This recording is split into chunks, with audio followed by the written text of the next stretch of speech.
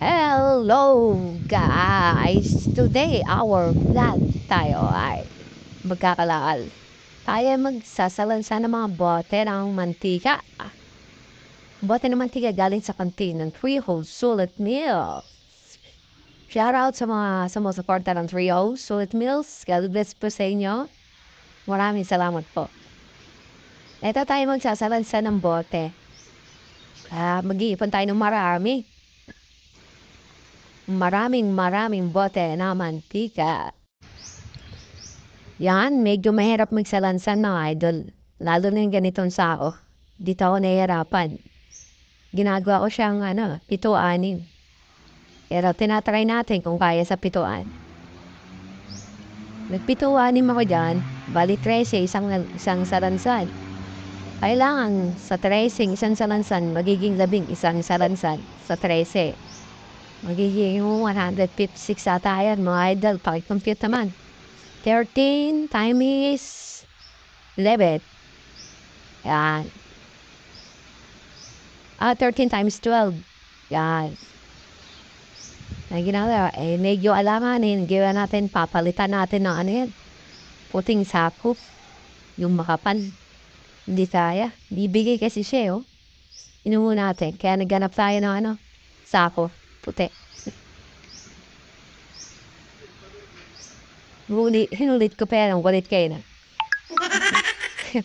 Ang kulit kayo. Hinulit ko pa yan. Guys, kung bago wala dito, buta mag-follow, like, and share. Kung wala kalimutan mag-comment. O kaya, mag-send ka ng star. Ito, ayan. Ang idol, puti na ginamit natin. Itong puti na to, ayan, puting sao na yan, matigas yan. Yan ang pinaka-matigas, saktong-sakto yan sa. Siyempre, linisin muna natin yung sako. Ayan na.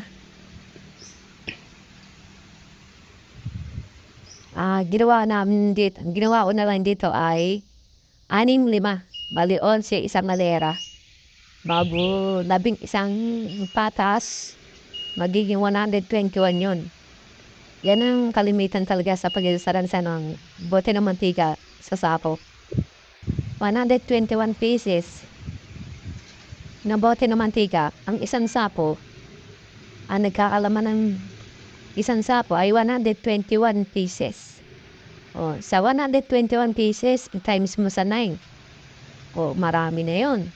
Tapos, ibebenta mo naman ng 2 pesos ang isang bote ng mantika sa mga nagtitinda ng bote, sa nagtitinda ng mantika. Yan yun. O kaya 150. Pero ngayon, medyo bumababa, tumataas. Depende sa mga namimili. Meron bumibili talaga ng 2 pesos. At meron din bumibili ng 150. Depende kung malapit sila o malayo. Yun ang usapan. 1.80 centavos, 1.60, ganun. Ayan na, sinalansan na natin mga idol. Tignan mo, ganun lang. Di ba maganda? Sipag-sipag lang tayo mga idol. Ito ang tambay na madiskarte. Sa magbubuti kasi, lugi ka Pag ibebenta mo sa magbubuti, ano yan? 50 centavos. Di ba sayang yung piso? Kaya atin, tsaga-tsaga lang tayo mag-ipon.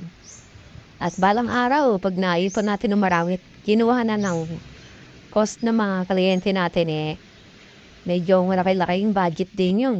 Di ba? Paano guys, hanggang dito na lang. Follow, like, and share. Love you. Mama, chup chup. God bless.